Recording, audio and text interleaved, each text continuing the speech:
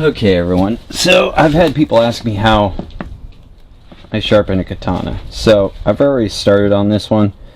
This has to go in the water because, as you can see, it's dirty from sharpening. And this is 1,000 to 6,000. This has been soaking. This is an 8,000 and a 3,000. So I'm going to put that in there.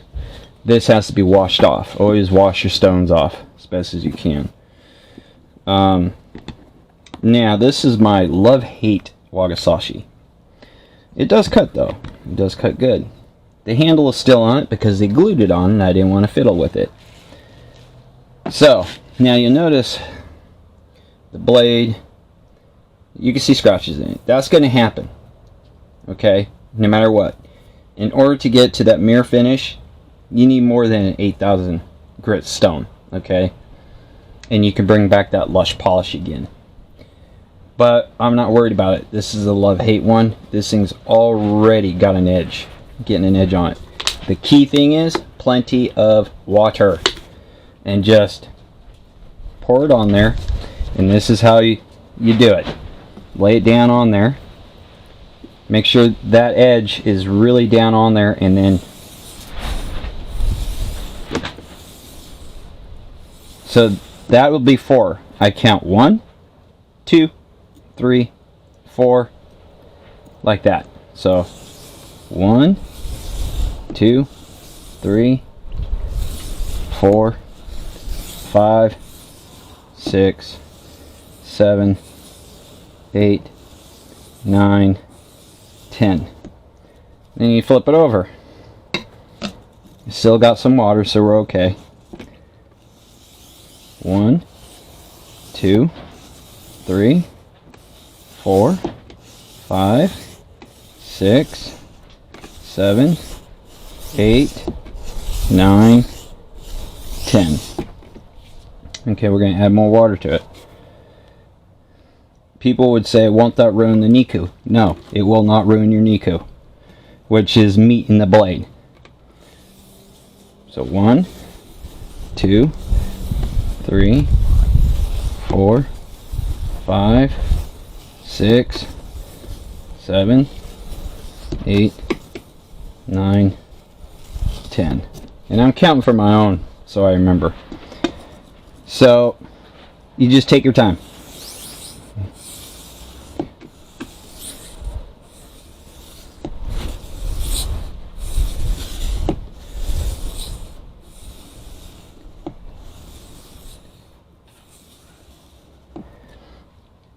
And if you're still going to be sharpening, leave the water on. Don't take it off. Don't wipe the blade down until you're done.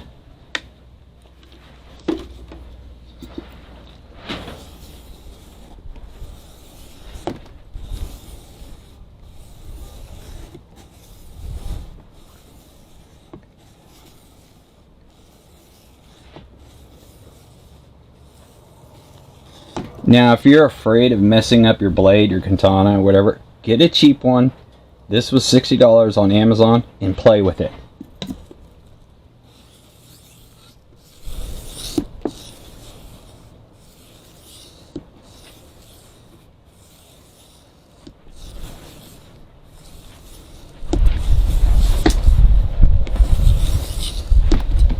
Alright, that's all you gotta do.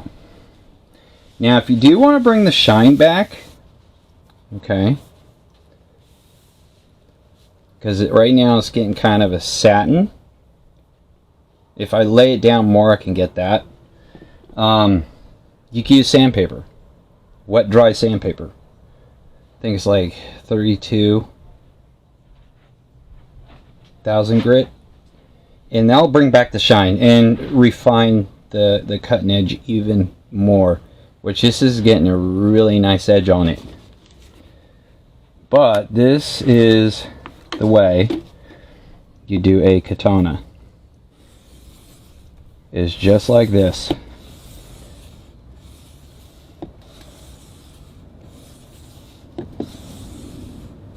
You don't want to be sitting there creating a burr. That isn't how you do actually a katana when you sharpen it. This is the way you do it.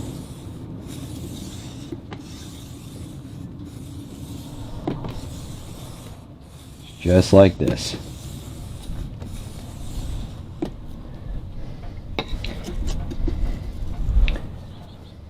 This is why it's so expensive to have your katana polished with a professional. It takes over 3 weeks, and they use several different grades of stone to get that nice sharpness and polish. Not to mention, I forget the name of it, but it's a tiny little polishing stone that fits on your fingertip, and they use water still with it. I looked into buying some of those. Forget it. They are really expensive. So, if anything, I'll probably use sandpaper if I wanted to. I'm not too concerned about the polish on this one. This is just to show people and to thoroughly practice. Now, you can take your katana and swoop it like that if you don't want to lay it down flat and go through all this, and it works the same, just about the same way. It doesn't create a bevel on your blade. It does take a lot longer to do. It really does.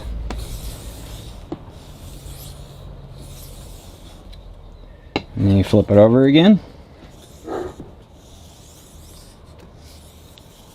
And you can judge if you need more water. That's why you soak your stones a lot. I go anywhere from 5 to 10 minutes. I soak them.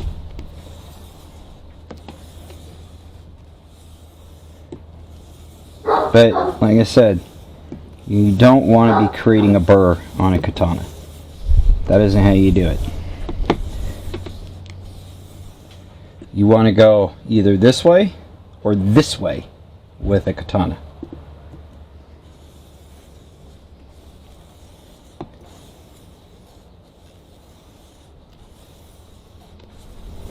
And this is very messy, just so you know. As you can see, my fingers. So, but this is an 8000 grit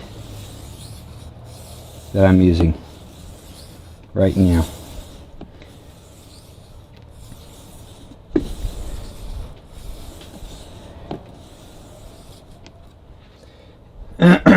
So let's wipe this off. And this towel is soaked. But as you can see where it's being leveled out, but you see how it's coming back, the lushness? I probably need to flatten my stone out more too. That's a big key. Make sure your stone is flat.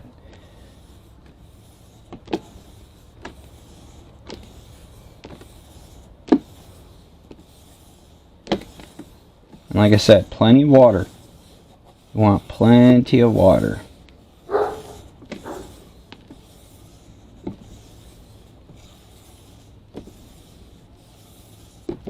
And this is a brushed hamon, so that's why it's taking it out. Which is fine. And you could put tape on the end so you don't hit the kasaki. It's fine.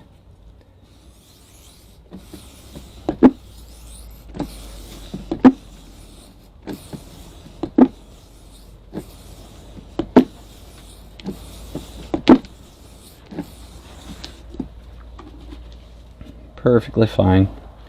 Let's dump some more water on there.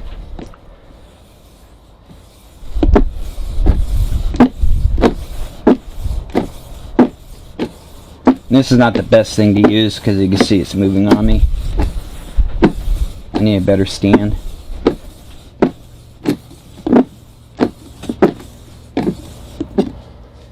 But you want to keep it, like I said,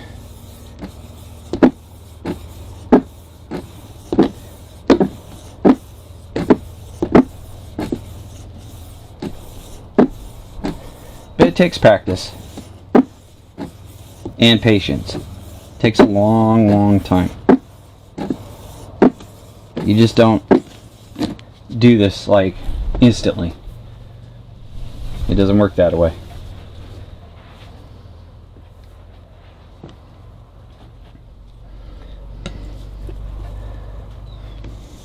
And I say, I know, don't wipe it down, but I want to see where I'm at.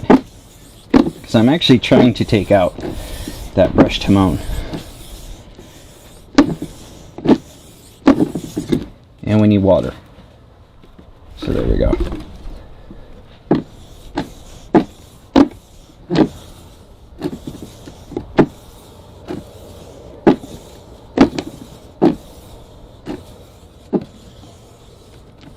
And be careful.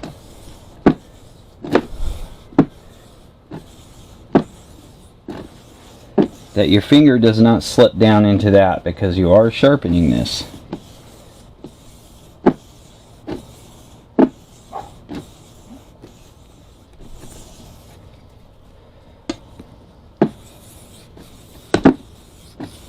And I have to be careful, because since I didn't take this apart because it's glued, I don't want to smack at that hibaki and break my stone.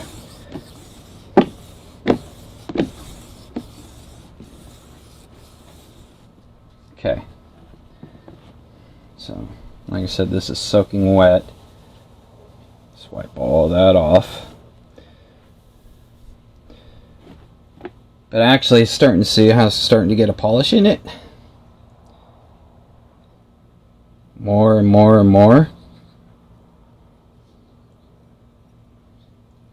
And it's got a pretty nice edge on it. So, hang on everybody.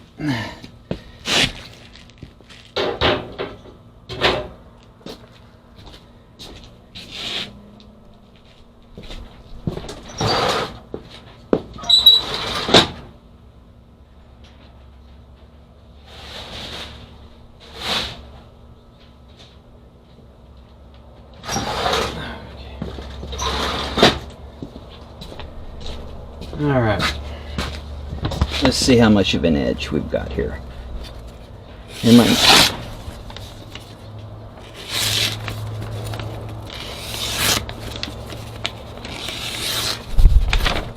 I got the wind fighting me here.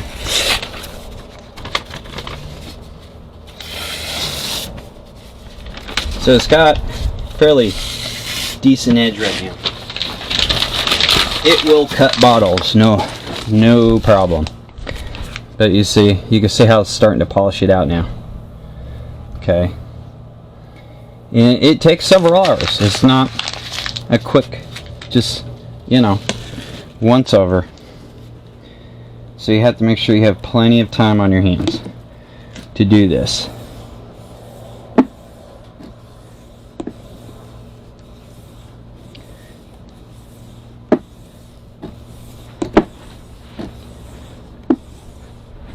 Now obviously I'm not going to sit here and make you watch this whole thing. Me polishing this.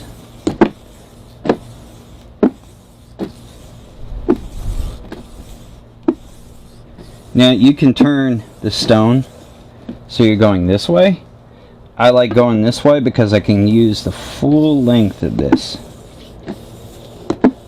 And yeah, I've lost count, so this is a demonstration for everybody.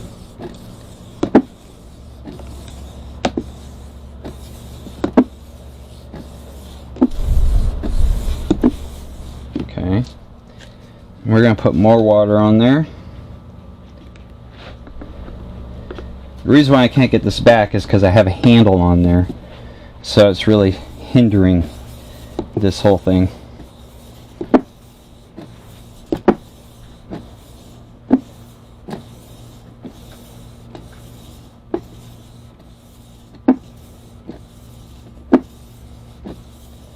And like I said, this thing keeps moving on me.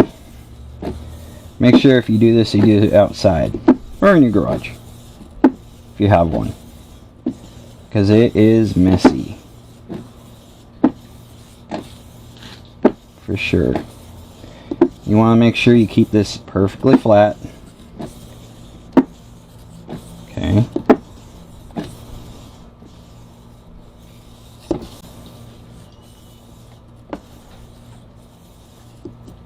Alright. But like I said, this will not ruin your Niku. It'll be fine. This is actually, if you send it into somebody who's a professional polisher, this is exactly how they're going to do it. Okay. That's why it's so expensive.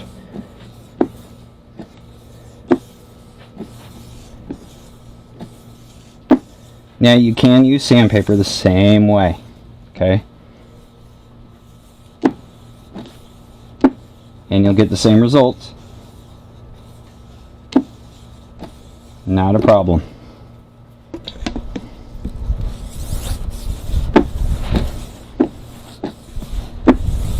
So you can always do that.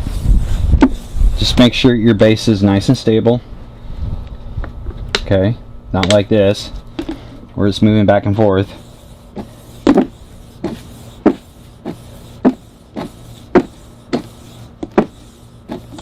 Like I said, this is an 8000.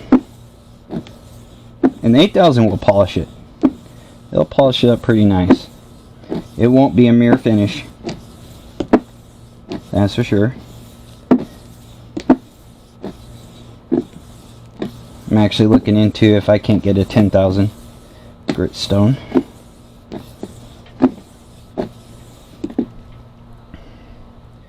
But yeah, you want to make sure, like I said, you got plenty of water. And right now I'm not worried, like I said, about counting.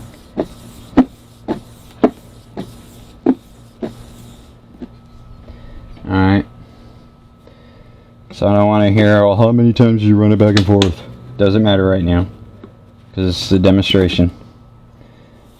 Okay. I can always go back and fine tune it. Now if you have a chip in your blade, that's different. What you want to do is go this way first. Kick the blade up though. Don't lay it like that when you take the chip out. Kick it up and then go that way. Then you want to go either like this, or you can swoop the blade. Kick it just slightly up, not a lot. You have to get a feel for it. Normally, I run the blade like this and I swoop it across. And that does really, really good for what we're cut. And I've cut bamboo by sharpening my katanas that way, water bottles, mats, and it keeps it nice and even. That's what this is doing. Just keeping the edge nice and even. And like I said, if you're afraid of doing this, that's fine. Get a cheap blade to practice on. Don't use, when I mean cheap, I mean like $60. Don't get no $200 custom made sword that you have and try this. Okay? Like I said, this was like $60 total. Okay? For this blade. Just realized my arm is probably in the way a couple times. The camera. Darn it. But yeah. This is how you polish a katana. So.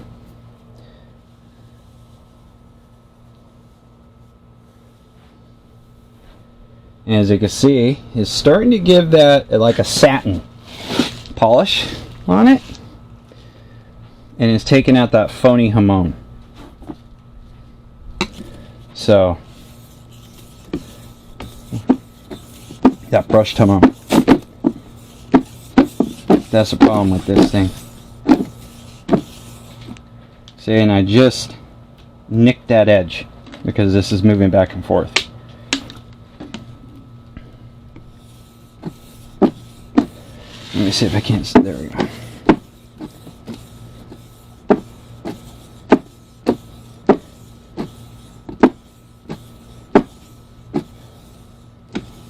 Not the best stand in the world, but it's what I have right now.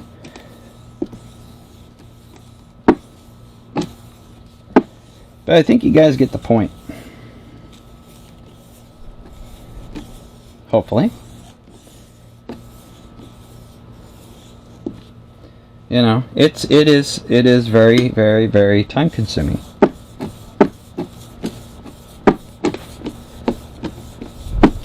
It's not something, like I said, you're going to be able to do in like an hour. There ain't no way.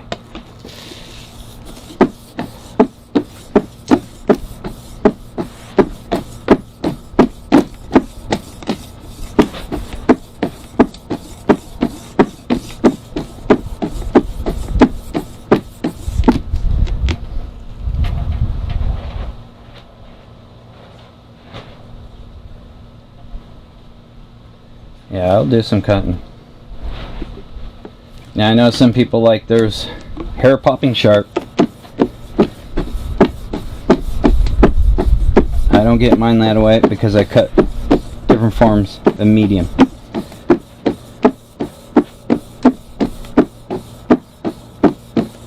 So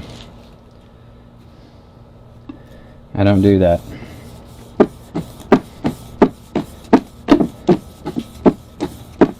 And I'm trying to avoid that Kasaki. That's why you still have that there. So I don't have to sit there and try and polish that out.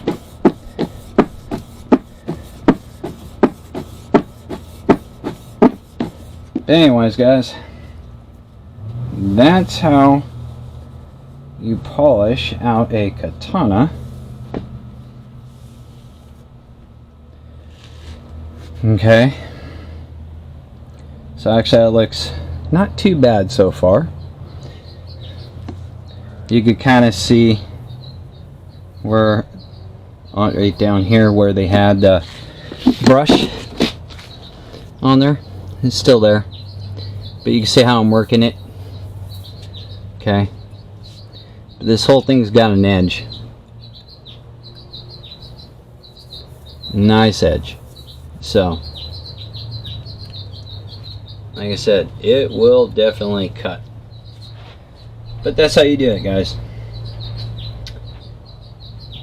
If you want to try it, like I said, get a cheap one. And this is probably not perfectly straight. Like I said, it's a $60 katana. So I'll probably work on this some more, polishing it all out. Because that brush, when they do that brush mark, it's a real bear to get it out of there sometimes. You know, it really is. But it's looking pretty good. This didn't have a really high, lush polish anyways. It was like more of a satin. You can tell just by where the bohea is. So I'm pretty sure if I take some Blue Magic to this, probably polish it right up nicely. So that's all I have for you guys today. Take it easy.